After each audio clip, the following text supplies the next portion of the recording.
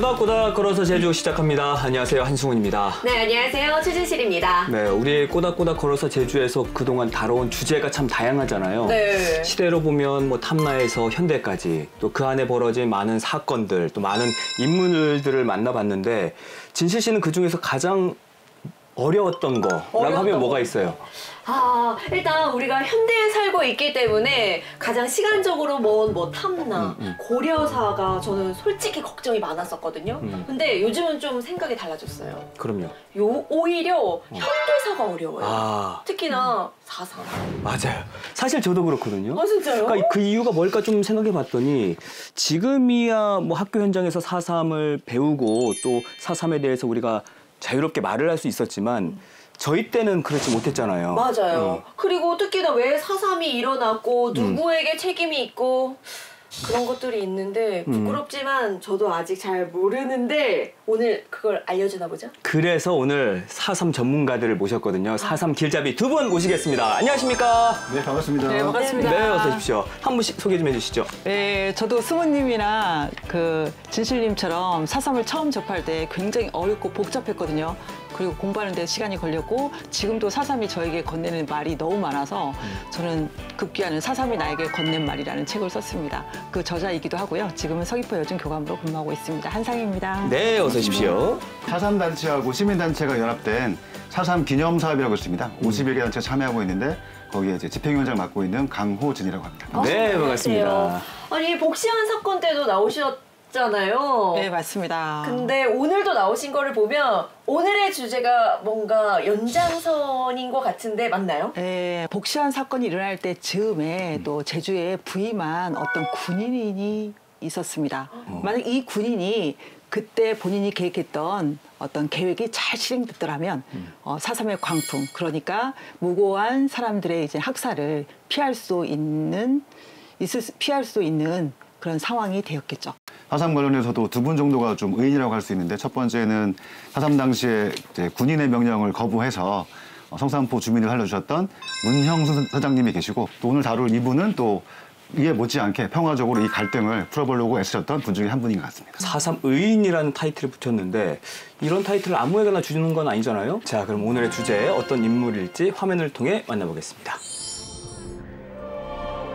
제주시 봉계동에 있는 4.3 평화공원.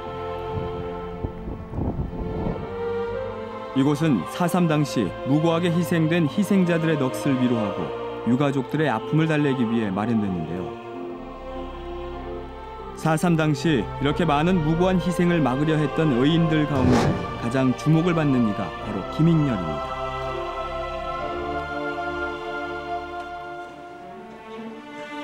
그는 4.3 사건이 일어나기 전인 1947년 9월부터의 상황을 6필 자서전 형식으로 남겨놨습니다. 그의 유고록에는 자신의 눈에 비친 사건 발생 전의 제주의 정황과 사건 발생의 발단 등이 상세하게 기록되어 있습니다.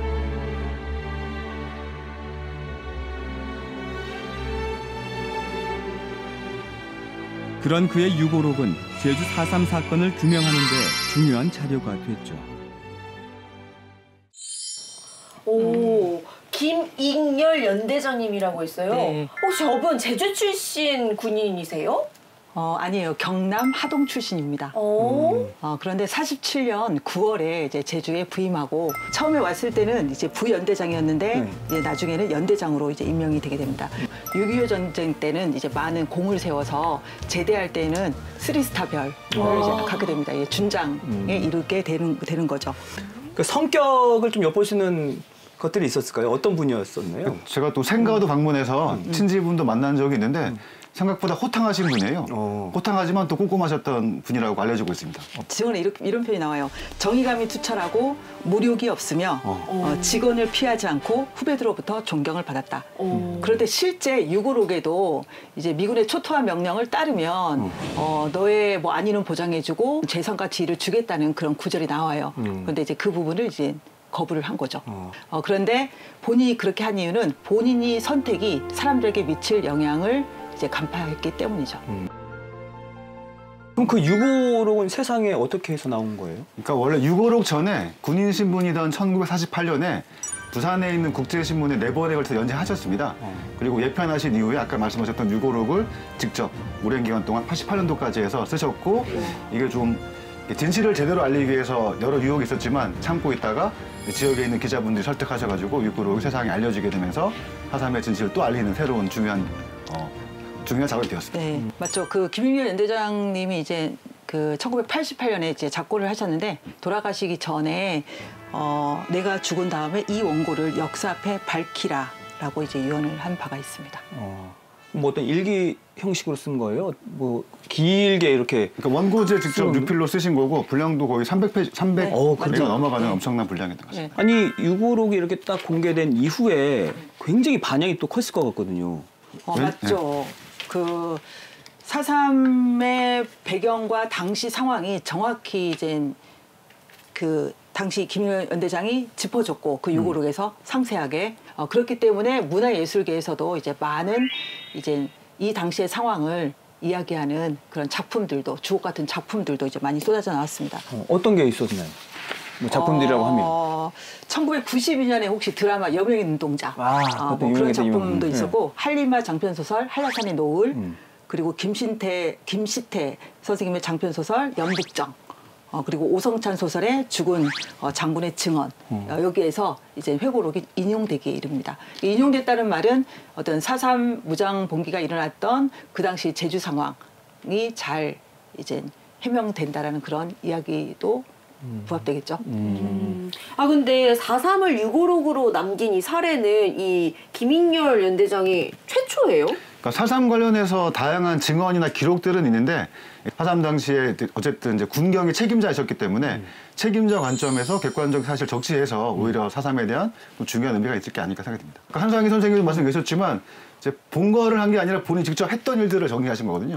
본인이 판단했던 여러 가지 상황들을 잘 객관적으로 기록해 주신 거라서 그런 의미에서 4.3을 좀 더 아는데 중요한 자료가 된 것 같습니다. 그 유고록이라고 하면은 본인이 본 거를 그러니까 목격한 거를 바탕으로 하잖아요. 근데 이분은 어떤 걸 보았을지 좀 궁금해요. 해방이 되고 나서 사람들은 제주도민들의 심정은 이 해방이라는 게 지옥으로부터의 탈출이었거든요. 근데 지옥으로부터 탈출했는데 이제 미군정의 이제 지배가 들어가게 되는 거죠. 그리고 이제 제주의 그 가혹한 시절을 피해서 일본으로 갔던 사람들이 고향에 물품을 이제 보내는 것들이 전부 다 우리 지난번에 복시한 사건에서 다룬 것처럼 다 밀수품으로 규정이 되면서 제주 사람들의 삶은 파탄에 이르렀잖아요.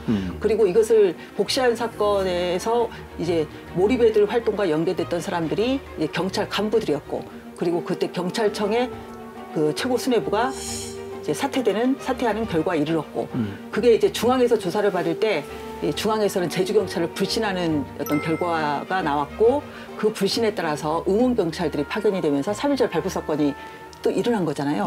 김인열 연대장이 목격한 제주 장면은 탄압의 국면이었어요. 47년 9월에 부임을 했으니까 3.1절 발포 사건이 이제 미군정이 정당방위라고 이제 발표를 하면서 제주도민들의 반발을 샀고 30총파업 그리고 1년 동안 많은 사람들이 그러니까 2,500명이 구금되고 그 과정에서 고문치사 사건이 발생하고 이제 민심이 동요했던 원인을 이제 정확히 본 거죠.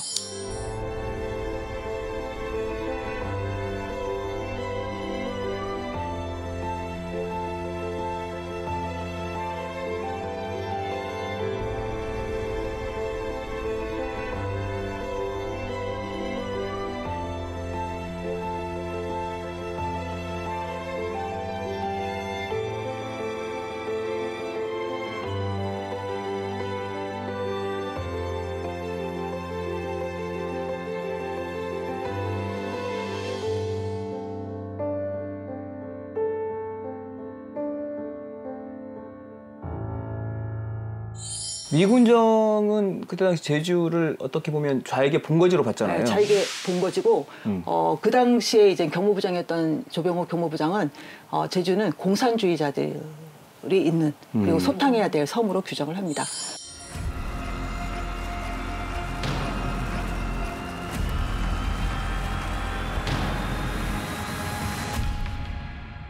그러니까 제주도가 겪고 있는 상황에 대해서 누군가가 지도층이 어떤 판단을 내리느냐에 따라서 제주섬은 제거의 대상이 될 수도 있고 보호의 대상이 될 수도 있었던 거죠. 계속 억압을 주다 보니까 그 억압이 쌓여가는 과정에서 빵 터진 게 이제 4.3이잖아요. 그렇죠. 눌려있던 이제 억눌림이 한꺼번에 터진 게 4.3 이제 봉기인 것이고 초창기 미군정이 들어왔을 때는 도민들 입장에 상당히 기뻤죠. 해방군이기도 했고 우리를 이렇게 평화롭게 할 줄 알았는데 아까 말씀대로 탄압했던 좀 국면이 있어가지고 도저히 참을 수 없는 상황이 왔기 때문에 젊은 청년들 중심으로 해서 이제 어쨌든 무장 봉기라는 전술을 채택해서 4.3으로까지 이어진 것 같습니다.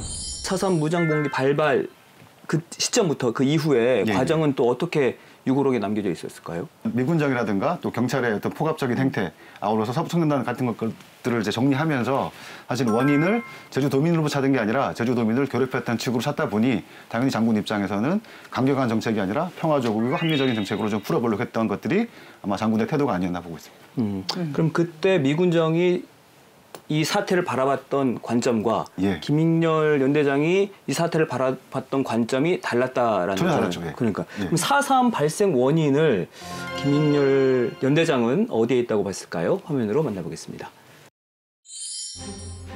4.3 사건 발생 당시 제주도 제9연대장이었던 김익렬. 그는 투철한 군인 정신으로 무장된 민족주의자였습니다.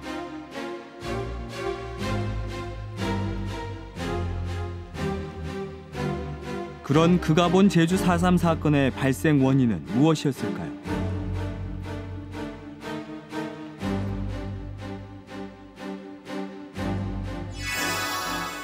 그는 4.3 사건의 발생 원인을 서북 청년단들의 자행한 불법 행위와 경찰의 횡포 때문이었다고 유골옥에 기록하고 있습니다.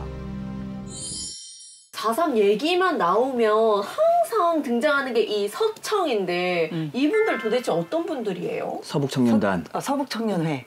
서북청년회는 를 이야기하려면 그 해방 이후에 우리나라가 분단되는 과정하고 연관이 되거든요. 해방 이후 우리 민족은 미국과 소련에 의해서 이제 분단이 됩니다. 그리고 갈라지죠. 그리고 이젠 강제로 분단이 됐죠. 그리고 이후에 북한 지역에서 살던 사람들이 밑으로 내려와요. 근데 내려온 사람들 중에는 훌륭한 분들도 계셨거든요. 근데 이 서북 청년의 사람들은 굉장히 포악하고 심지어는 무식했다라는 표현도 전해지고 있습니다. 일례로 무식했다라는 표현은 우리가 이아무개라고 호칭을 부를 때 두 이자를 이제 쓰기도 했고 그리고 포악했다는 면은 그 당시 증언으로 이제 나오거든요. 울던 어린아이도 서청이 온다라고 하면 울음을 뚝 그쳤다는 그런 이야기가 또 전해지기도 합니다. 사진에 나오는 사람들이 서청 예, 맞습니다. 단원들인 거예요? 예, 처음에는 4.3 무장봉기가 발발하기 전에는 태극기와 이승만 사진을 이제 강매를 했거든요. 안사기도 하면 나중에 지목사살을 하기도 하고. 그런데 이제 4.3 무장봉기가 일어나면서는 이제 서청이 안 가는 직책이 없었어요. 안 가는 공공기관이 없었고. 그래서 뭐 학교, 관공서, 경찰. 그래서 서청 특별중대가 있거나 서청 관련 부대가 배치가 되면 그 동네의 학살은 이제 피할 수가 없었죠. 일례로 뭐 4.3 초토화 작전 때 이제 성산포 과거에 성산국민학교 예터가 서북청년의 특별중대가 있었던 자리였거든요. 그 특별중대에서 매일 어떤 취조가 일어나고 그 인근 터진목에서 매일 학살이 일어났던 거죠. 그래서 서북청년에 대한 어떤 반발은 극심했습니다. 그 이승만 이제 정부가 수립되고 나서는 이승만 대통령이 직접 서북청년의 총회에 참석해서 이렇게 발언을 합니다. 당신들이 제거해야 될 대상이 제주도 도처에 깔려있다. 임무를 수행하십시오. 라고 이야기를 합니다. 그래서 서북청년회는 권력의 비호를 받으면서 제주도에 와서 탄압을 일삼게 되는 거죠. 이 부분을 김익렬 이제 장군님은 정확히 본 거죠. 근데 저 영어 쓴 거 보니까 막 무식한 것 같지 않은데요? 근데 이 아무개 할 때 이자를 두이로 썼다니까요. 그 오얄리를 안 쓰고 이거 두이요? 네, 두이로 썼습니다. 단적인 예로. 또 요즘 그 보도를 또 보니까 이 중심이 됐던 사람들이 또 어디 그 교회의 또 중심이었던 얘기가 있어가지고. 그러니까 서울에 가면은 교회가 있고 그분들의 일부가 또 제주도 오셔가지고 또 특정 교회를 중심으로 청년을 중심으로 해서 활동하셨는데 뭐 좋은 분도 계셨지만 일부가 좀 세력화되시면서 도민들에게 이제 강압적인 태도를 취하기도 구체적으로 또 탄압까지 하다 보니까 도민들 입장에서는 할머니 세대에는 이제 경찰보다 서청하면 지긋지긋하셔가지고 지금도 상당히 이제 트라우마가 많이 계신 분들 중에 하나입니다. 서북청년단이라고 하면. 뭐 저 같은 경우에도 제가 신문사 출신인데 그 당시 서북청년단이 아예 신문사도 뺏어버렸어요. 그 정도로 무소불위의 권력을 부렸던 곳이어서 도민들 입장 상당히 서청하면 상당히 이제 여전히 트라우마와 함께 좀 약간의 분노가 남아있는 조직 같습니다. 아니 그러면은 서청들의 이 횡포에 도민들은 어떻게 해야 돼요? 처음에는 이제 수긍하면서 좀 이렇게 다니다가 나중에는 도저히 참을 수 없어서 저항을 하게 됐고 또 경찰까지 합치다 보니까 사삼의 갈등이 사실은 서청과 경찰 대 제주 지역의 이제 약간 양심 있는 청년들이 갈등이 커져가지고 사삼까지 가게 돼버린 거죠.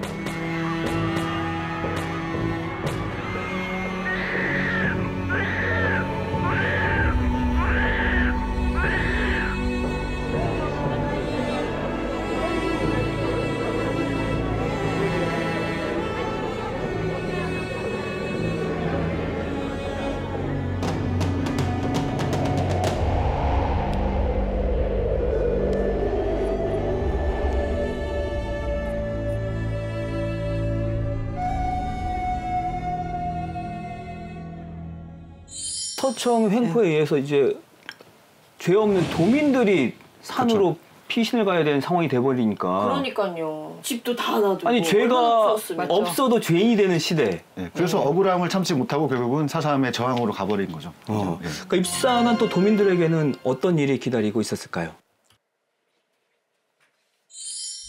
서북청년단과 경찰의 횡포를 견디다 못한 주민들은 한라산 속으로 피신해 갔습니다. 이후 무장대를 결성해 대항하자 경찰에서는 초토화 작전을 펼쳐나갔습니다. 이때 김익렬 연대장은 경찰의 무차별 초토화 작전을 반대하며 전단지를 통해 귀순 선무 작전을 펼칩니다. 선무무? 이거 항복 안 하면 그것은 귀순자에 한해서는 책임지고 안전을 보장하며 일체의 전과를 불문에 붙이고 귀가시키겠다는 것과 함께 서로의 요구 조건에 대한 평화회담 개최를 제의합니다. 할 것이다. 아이고. 김익렬 연대장의 제의에 불안에 떨고 있던 주민들은 동요하기 시작합니다. 이후 선무문을 본 산 사람들의 하산이 늘어나기 시작했고 군은 주둔지 부근에 천막을 치고 하산자들을 수용했습니다. 자, 김익렬 연대장이 입산자들에게 메시지를 던졌잖아요. 그 글을 드디어 보게 됐습니다. 우리 도민들이. 아까 귀순 선무 작전이라고 나온 것 같아요. 예. 그게 무슨 뜻이에요? 그러니까 선무작전은 이제 군사적인 용어이기도 한데 초토화 작전 하는 게 아니라 일단 당신들이 항복해서 내려오면 목숨만은 부지해 줄게 이런 메시지였던 거죠. 예. 물론 속뜻은 더 따져보긴 해야겠지만 그런 취지로 아마 한라산 중턱에다가 그런 소위 말하는 전단지들을 살포했던 것 같습니다. 그 정확한 목적이 뭐예요? 그러니까 무장대와 도민들을 나누기 위한 거였어요? 아마 미군의 생각과 김익렬 대령의 생각은 다르다고 보는데 아마 미군의 생각은 사실은 이제 선물을 해놓고 실제로는 초토화 작전을 하기로 했던 것 같기도 하고 근데 김익렬 저도 봤을 때 그거 연대장은 이제 그런 취지보다는 좀 뭔가 평화적으로 문제를 풀어보려고 하는 의도가 아니었나라고 약간 해석상의 차이가 있는 것 같아요. 왜냐하면 그 이후에 바로 미군에서도 보면 보고서에 각종 보고서에 보면 뭐 예를 들어 나의 사명은 오직 진압군 이렇게 나오거든요. 그럼 미군의 의도가 명확히 나오는 거라서 미군과 어쨌든 지휘를 받았던 김익렬 당시 중령과는 좀 생각의 차이가 있었던 것 같습니다. 그리고 우리 아까 호진 쌤이 말씀을 해주셨는데 기순 선무 작전은 어떤 그런 군대 용어기는 하지만 속뜻을 좀 살펴봐야겠지만이라는 단서를 딱 붙였잖아요. 귀순, 선무 이런 단어는 상대방을 적으로 인식하고 자기 편으로 끌어들이는 그런 용어거든요. 그런데 탄압을 피해서 한라산 자락으로 피난 간 사람들을 적으로 규정할 수 있는지. 그래서 우리가 쓰는 선무기순이라는 용어는 그 당시 가해자의 관점에서 이제 붙여진 용어이잖아요. 그래서 우리가 역사를 배우는 또 입장에서는 선무공작 또는 기순이라는 용어의 어떤 시대 상황 그리고 그 속뜻은 어떤 거였는지 또 제주도민의 입장에서 이 부분을 또 재정의하는 것이 또 필요하지는 않을까 이런 생각을 해봤습니다. 네. 맞아요. 그러니까 내가 봤을 때 미군정은 선선무, 후토벌 맞죠? 딱 이게 네. 있었던 네, 것 같아요. 맞습니다. 아니 그 당시에 거기 미군정의 수장이라고 해야 될까요? 누구였어요? 제너럴 있었던? 딘 소장이었고 실제로는 당시에는 이승만 정부가 수립 전이었기 때문에 한국의 모든 군대를 이제 통솔하는 최고 책임자였습니다. 딘 소장은 상당히 강경파입니다. 강경파여가지고 이제 문제를 좀 평화적으로 풀기보다는 좀 강경한 정책들을 많이 썼던 것 같기도 하고요. 나중에 나올 50 단등 관련해서도 이제 강력한 정책들을 주문했던 기록들이 나옵니다.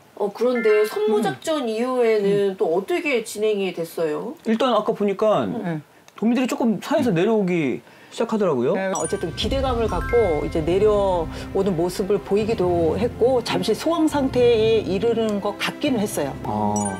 그래서 이제 무장대 측 이제 수장인 김달삼, 김윤열 장군이 직접 만나서 이제 평화회담을 진행을 합니다. 그런데 굉장히 좀 놀랍죠. 왜냐하면 그 서로가 입장이 다른 사람들끼리 직접 만나서 이렇게 대화를 하는 건 굉장히 드문 일이거든요. 그러니까요. 좀 평화로운 상황이 아닌 상황에서 맞아요. 극한의 상황에서 이제 무장대 측으로 가서 김윤열 연대장이 이제 평화 협상을 시도를 했다는 거죠.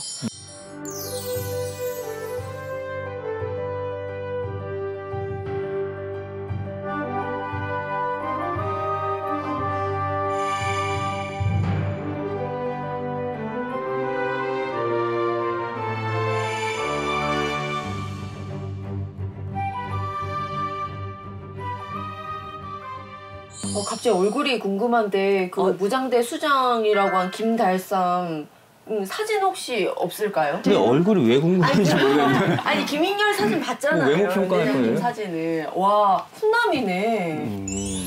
약간 유학생 느낌이에요. 그러니까 전혀 무장대 총사령관 느낌은 전혀 안 나거든요. 실제로 말씀대로 이제 4.3 당시 무장대 지도부들이 다 유학파들입니다.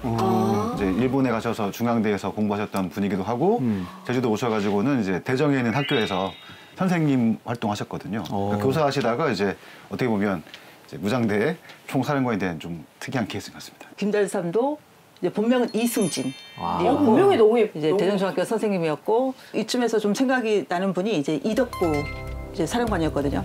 근데 이덕구는 이제 제주도민들과 이제 끝까지 같이 했었던 우리 제주도 전통적으로 말하면 장두에 해당이 됐던 그런 분에 해당이 되죠. 이덕구 사령관도 마찬가지로 일본에 있는 리츠메이칸 대학의 이제 인명관 대학의 유학파였고 고향은 조천 신촌이기도 하고 어쨌든 일대 사령관 모두 다 이제 당시 직업이 교사였습니다. 근데 남로당이라고 하면 지금도 약간 4.3을 오해의 시선으로 바라본 사람들이 있잖아요. 근데 그 당시만 하더라도 남로당은 대중 정당 아니었어요? 그러니까 지금의 시선으로 보면은 마치 불법 탈북 프로젝트 같은데 당시 남로당은 매우 합법적인 정당이어가지고 초창기에 남로당의 활동한 자체가 불온신 되진 않았는데 4.3을 거치면서 남로당 자체가 이제 불법 정당화되면서 이제 지화하게 되고 미군정과 이제 이승만 정권 이후에도 상당히 많은 탄압을 받게 되면서 당시 상당히 곤혹스러운 처지에 있었죠. 그럼 그 당시에는 그 남로당을 지지했던 사람들이 많았나요?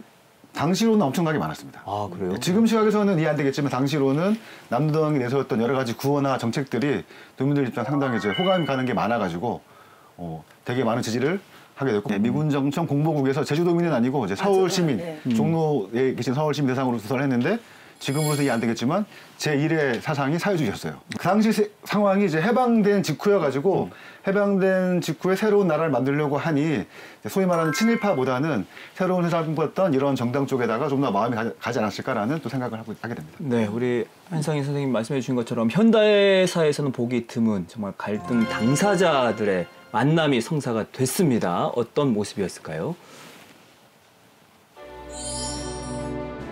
김익렬 연대장에게 있어 그 어떤 명분보다도 우선되는 것은 바로 무고한 인명피해를 최소화하는 것이었습니다. 귀순 선무작전이 진전되자 소요는 일시 소강 상태가 유지됐습니다. 그리고 1948년 4월 28일 김익렬 연대장은 회담장으로 가 무장대 총사령관인 김달삼을 만납니다. 당신이 진짜 김달삼이고 실권자요? 그렇소. 왜 그런 말을 하는 거요? 하도 미남이고 영화배우 같아서 내가 상상하던 살인을 하는 무자비한 사람 같지 않소? 사람은 애국심과 정신이 중요하지. 나이 같은 건 아무런 문제가 되지 않소. 당시 무장대 총사령관인 김달삼과 김익렬 연대장의 만남은 대단히 고무적인 일이었습니다. 평화회담장에선 양쪽의 요구 조건이 제시됐습니다. 첫 번째 요구는 지금 당장 지서 습격 및 일체의 전투 행위를 중지하시오. 전도에 연락을 하려면 시간이 걸리므로 즉각적인 전투 중지는 불가능하고 5일 후에나 전투 중지가 가능하고 당신이 유일한 실권자가 아니라 다른 실권자가 여럿이 있어서 합의할 시간이 필요해 5일을 요구하는 것인가? 아니요. 단지 시간이 걸리기 때문이요. 그래서 5일이 필요한 것이요. 좋소. 그렇다면 앞으로 완전 전투 중지 행위가 72시간 이내에 이루어져야 하오. 단지 산발적인 전투는 연락 미달로 간주하겠소. 그러나 5일 이후의 전투 행위는 배신 행위로 간주하겠소. 좋소. 합의하겠소. 우리들의 첫 번째 요구 조건은 제주 도민으로만 행정관리와 경찰을 편성하고 민족 반역자와 악질 경찰 그리고 서북 청년단을 제주에서 추방해야 한다. 이를 들어줄 수 있겠는가? 친일파와 민족 반역자, 관료와 경찰은 사실이 드러나면 해직하고 추방하겠다. 서북 청년단 역시 그러하다. 그러나 제주 도민만으로서 행정기구와 경찰을 편성한다는 것은 정치권의 일이며 그것은 군대로서 권한 받기 일이다. 그러나 앞으로 정부가 수립되면 민주주의 원칙에 입각하여 자연 그리 되지 않겠는가?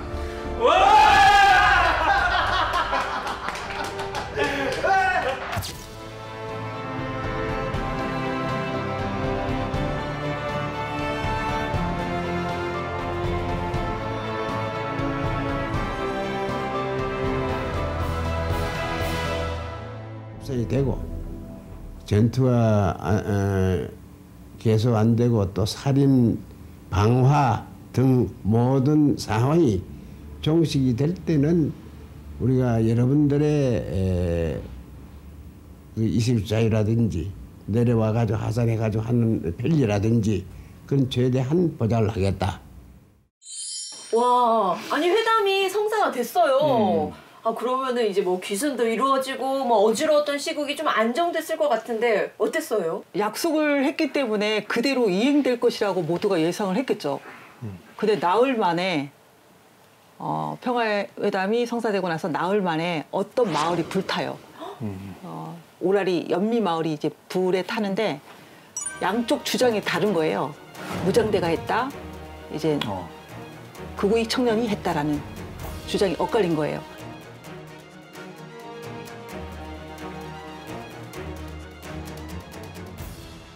그래서 김익렬 연대장은 처음에는 붕괴했죠. 이거 평화회담을 왜 깼냐. 그래서 직접 현장 조사에 나섭니다.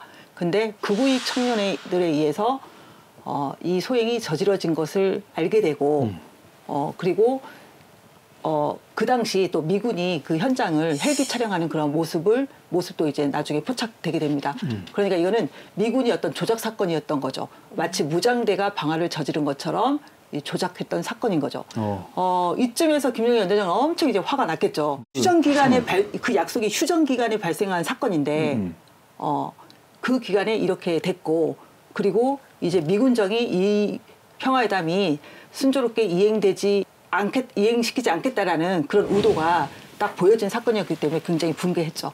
어딥니까? 김달삼 입장에서도 보면 굉장히 억울할 수밖에 없겠어요. 이거는. 그러니까 평화적으로 합의된 사항이 이행됐으면 좋는데 사실 저희가 관가한 게 이제 김익렬 대령도 중령도 사실은 책임자가 아니었던 거죠. 왜냐하면 당시에 군사작전 통제권은 미군정에 있었기 때문에 미군정의 뜻과 사실은 안 맞아서 사실은 평화의 대함이 평화롭게 이루어지지 못한 측면이 있고 결국 미군정의 마음은 평화적인 문제 사태 해결이 아니라 결국은 강경 진압이었다라고밖에 볼 수 없는 겁니다. 오라리 마을 방화 사건이 일어나고 이 사태를 해결하기 위해서 5월 5일 날 그 수뇌부 회의가 제주에서 또 열리게 됩니다. 이때 수뇌부 회의가 열릴 때 그리고 김익렬은 이 사안은 사상 발생의 원인은 경찰과 서청, 미군정의 실책에 있다라고 이제 강조를 하죠.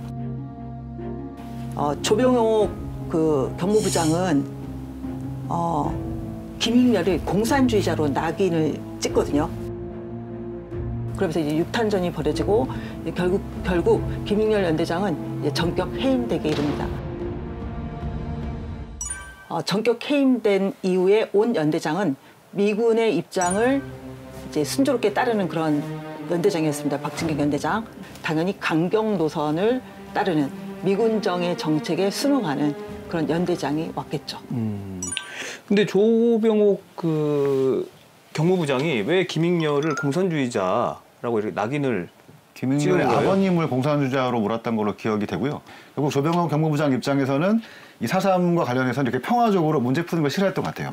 구조적으로 제주도 사람들은 다 좌익 집단들이니까 한꺼번에 정리해야 된다. 이런 강경한 정책이기 때문에 김익렬 장군이 했던 평화담의 성과는 인정할 수 없었던 그런 원인이 있었던 것 같습니다.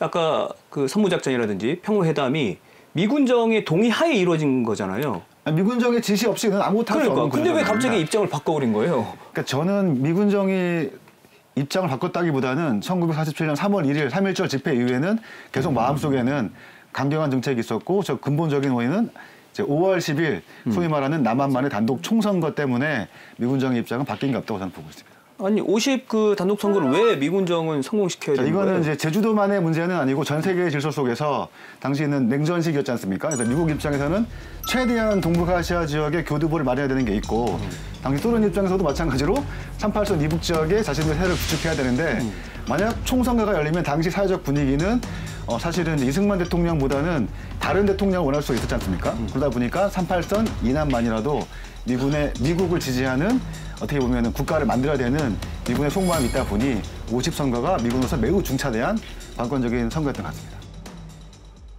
그러나 제주 단선은 무효화가 됐잖아요. 또 좀 더 말씀드리면 지금은 국회의원이 300명인데 당시에는 국회의원 전체 정수 200명이었습니다. 그래서 48년 7월 17일 날 재헌의회가 열리고 거기서 헌법을 제정해야 되는데 실제로는 198명만 참여한 거죠. 2명이 제주도의 지역구 두 개가 선거가 투표율이 50%가 안 되는 바람에 무산된 거죠. 그러다 보니까 미군정 입장에서는 본인들의 뜻대로 평화롭게 선거가 진행돼야 되는데 제주도에서만 두 군데가 무산이 되니 되게 화가 많이 난 거고 이후에 또 이승만 정부 입장에서도 새로운 나라를 만들었는데 제주 사람들만 자신을 부정한 게 되니 미군정에 의해서 이승만 정권도 당연히 제주도에 대한 좋은 감정이 있을 리가 없어서 이후에도 쭉 초토화 작전이 강하게 나가는 과정이 있었습니다. 근데 이제 반대한 지역은 제주반은 아니었죠? 아니요. 그 반대는 다 했는데 네, 구체적으로 투표율이 50%가 안 돼서 무산된 곳은 제주도밖에 없어요. 두 곳. 세 곳 중에 두 곳. 미군 공보국에서 공식적으로 무산된 곳은 여기밖에 없다는 겁니다. 미군정의 그 체면이 말이 아니었을 것 같은데 단단히 완전 화가 났을 것 같아요. 심지어 또 1년 뒤에 또 선거했거든요. 또 무산됐습니다.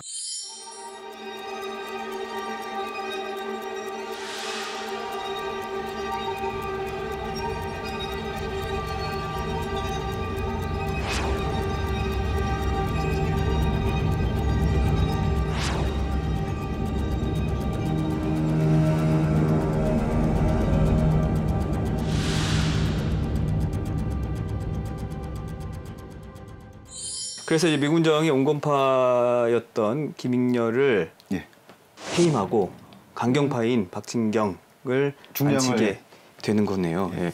근데 이 시기를 기점으로 4.3의 얼굴이 아예 바뀌어버리잖아요. 이때부터 대대적인 탄압과 또 진압 작전이 맞습니다. 시작이 된 거잖아요. 박진경 중령은 이제 제주도에 원래 근무한 적이 있었고 미군이 이제 한국에 들어와서 통치를 해야 되는데 군사적으로 요약하면 그 통역 정치가 필요했거든요. 그래서 영어를 잘하는 군인들 육성하기 위해서 지금의 서대문에 있는 감리교 신학대학원이 당시에 미군 군사 영어 학교였습니다. 거기 출신이었던 거예요. 영어 잘하는 군인이셔가지고 미군이 총열해서 박진경을 제주도에 보냈는데 안타깝게도 매우 강경한 사람이셔가지고 부임하자마자 몇 개월 사이에 제주도민 몇천 명을 이제 잡아 가두는 바람에 교민들의 원성이 자자했던 분 중에 한 분입니다.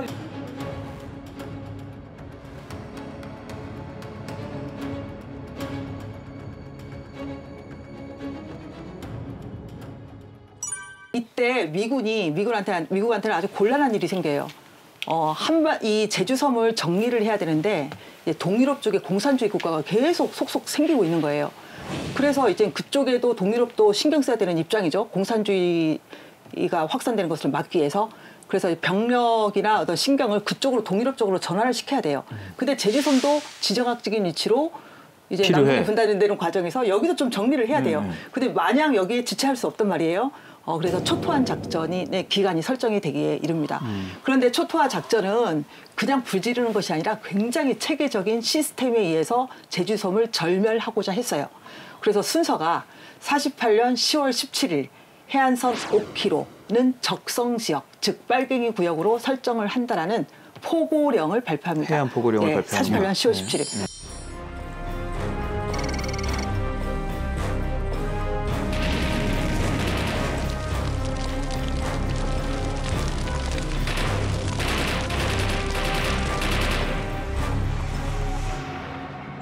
5km 하면 이제 우리가 이게 뛰거나 운동할 때도 5km 지점은 또 금방이겠죠.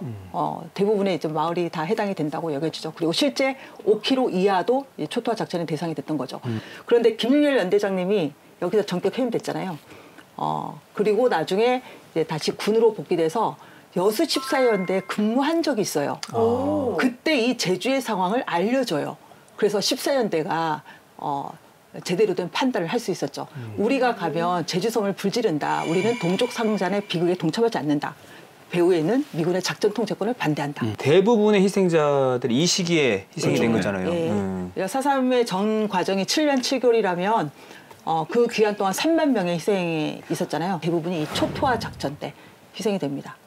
또 이제 두 번째 희생은 6.25 전쟁 당시 이제 예비검속이라는 시기에 또 나머지 사람들이 또 희생이 되게 이르는 거죠. 그러니까 김익렬 연대장의 어떤 계획이 제대로 이행이 됐더라면 그 무고한 희생이 있었을까? 이런 생각이 우리한테 또 많은 어떤 좀 정의로운 판단을 하도록 이렇게 하는 것 같습니다. 그러면 1954년에 금종령이 내려지면서 사상은 공식적으로 종료가 되는 거고. 예. 네. 근데 박진경이 대령 동상이 또 남해에 있다고 하는데. 그러니까 동상만 있는 거 아니고 일단은 박진경 그 대령 관련해서는 박진경 대령을 추모하는 곳이 총 3곳입니다. 첫 번째는 동작동 현충원에 추모하는 비석이 하나 있고 공식적으로, 두 번째는 남해에 가면 남해 군민동상, 국민동상에 거의 메가도 장군 수준의 엄청난 동상을 세워줘서 거길 찾는 분들이 박진경 대령을 추모해야 되는 게 있고, 마지막으로는 저는 이해할 수는 없지만 제주도 이제 오라도에 가시면 메밀밭 큰 게 있거든요. 네. 그 바로 제주시 전체가 보이는 공간에 또 박진경 추도비가 있어서 뭐 다른 곳은 좀 모르겠지만 제주도에까지 박진경 추도비가 있는 것에 대해서는 이제 불편해하시는 분 꽤 있으신 거죠. 네. 그러니까 왜 제주에는 진짜 왜 있는 거예요?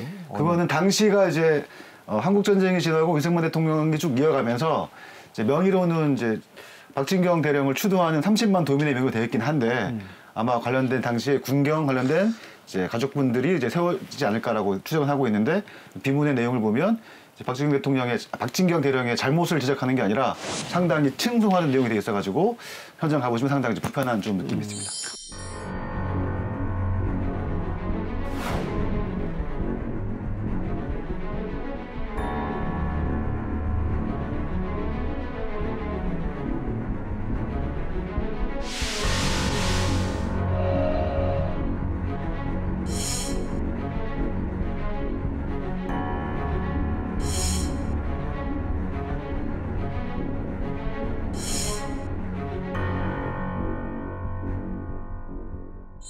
이 정도 되면 약간 철거하자 이런 여론도 끌었을 것 같은데. 그러니까 뭐 도의에서도 철거하자는 여론이 있는데 이제 저희들 생각은 철거보다는 거기에다가 온전하게 객관적인 사실을 담은 안내판을 세워서 사람들로 하여금 그 과거에 잘못된 역사에 대해서 한번 알릴 수 있는 기회가 되는데 아직까지는 행정당국에서는 이제 관련 비석만 있고 앞에 박진경 대령 관련된 객관적인 내용은 반영되지 않고 있습니다. 굉장히 그 중요한 일인 것 같아요. 우리가 역사를 그 당시 역사를 체험하지 못했다면 기록으로 우리가 그 역사를 다시 추체험하는 거잖아요.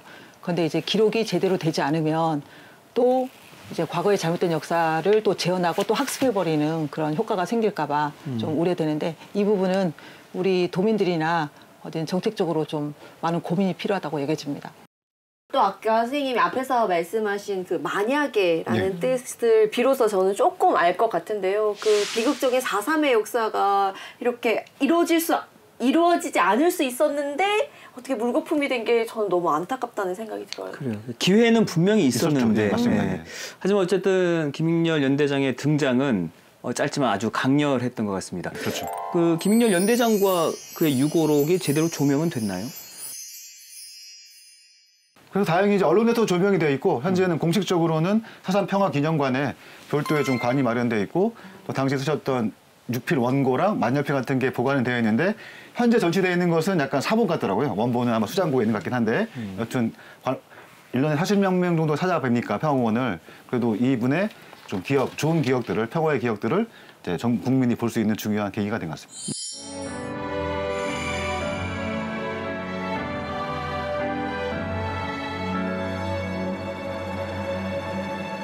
그때 저는 나이도 어리고 제가 통해서 이런 시가서 전혀 말을 하는 법이 없어요. 공무에 대한 거는 가정에 와서 말을 잘 안 해요. 그렇고 나한테는 맨날 미술을 잘 보이지도 않고 그래서 평화협정으로 올라갔는지 뭘 했는지 그것도 몰랐어요. 나중에서 알았습니다. 항상 국가와 민족을 가족보다도 더 우선시하시는 분이라 해서 가족으로서는 좀 더 가정적인 아버지를 원했었죠. 근데 은퇴 후에는 가정적이 되시더라고요. 젊었을 때는 바깥 일 하시고 국가 일 하시느라고 아침에 일어나면 항상 더 지피하시고 혼자 갈등하시고 그런 모습을 많이 보고 자랐습니다. 그리고 아울러서 이제 또 가족분도 계시지만 조카분들이 계세요. 그 경남 화동 계셔가지고 몇 년 동안 오시는데 올해 같은 경우는 오셔가지고 그 김익렬 장군에 대한 소개를 유족분들이 해주시면서 오히려 같이 오신 분들이 김익렬 장군에 대한 애틋함과 정의로움을 좀 더 하게 될 수 있는 좋은 기회가 된 것 같습니다. 4.28 평화담의 정신은 4.3의 정신으로 이어진다고 보여집니다.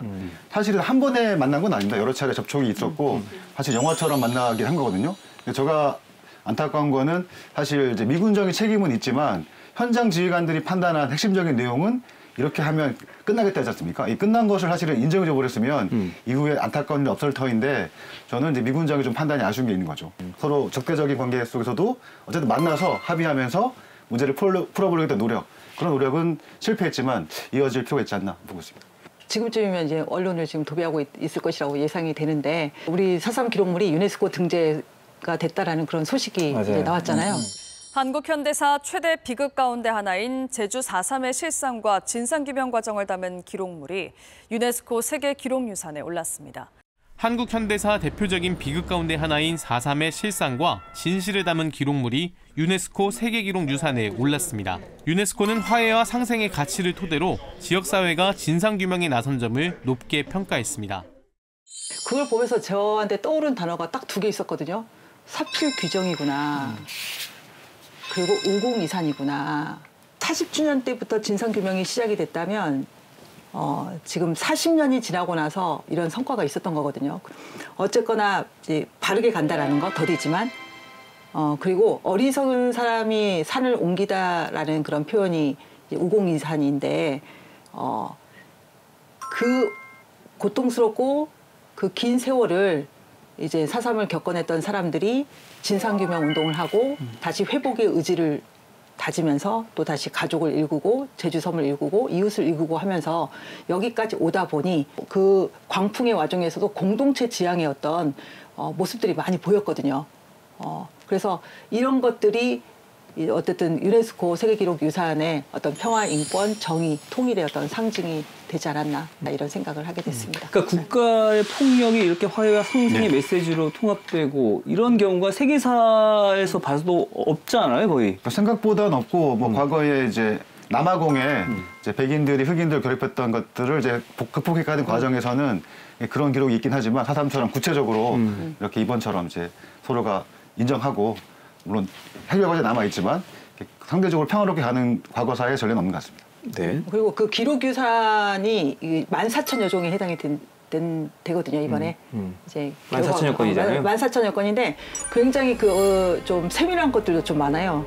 진상조사 보고서뿐만 아니라 사삼을 말한다, 또 사삼 말한다 2권에도 이제 우리 그 김일영 장군 실록 6호도 들어있고, 그리고 그 기순 선무 작전으로 이제 사람들이 이제 내려왔는데 주정 공장에 가뒀고 그 가둔 사람들을 재판 절차 없이 그대로 전국도 형무소로 보내버렸고 형무소에 갔던 사람들은 자기 가족들한테 이제 편지를 쓰기도 하고 엽서를 쓰기도 하고 그리고 근데 그분들은 6.25 전쟁 때 또 전원 총살되는 그런 아픔을 겪었고 그래서 14,000여 종에는 4.3은 3만 개의 사건이다라는 그런 의미를 실감하게 하는 어떤 개별 자료들 뿐만 아니라 정부조사 보고서 그리고 재판일지 이런 것들이 많이 수록이 돼서 4.3 진상 어떤 규명이 더 촉발되고 많은 사람들이 관심을 갖는 그런 계기가 될 것 같아서 아침부터 굉장히 많은 도민들이 반가운 소식이었죠. 굉장히 반가웠습니다. 네. 전체적으로 보니까 이제 어려운 때일수록 리더의 역할이 얼마나 중요한지 네, 그걸 다시 한번 깨달을 수 있었습니다.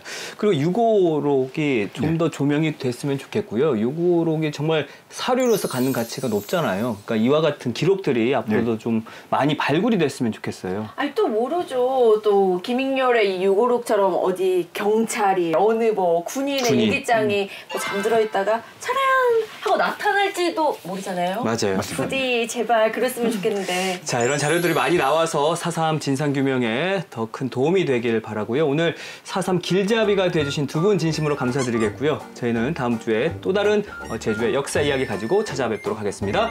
모두 고맙습니다. 네, 감사합니다. 네, 감사합니다.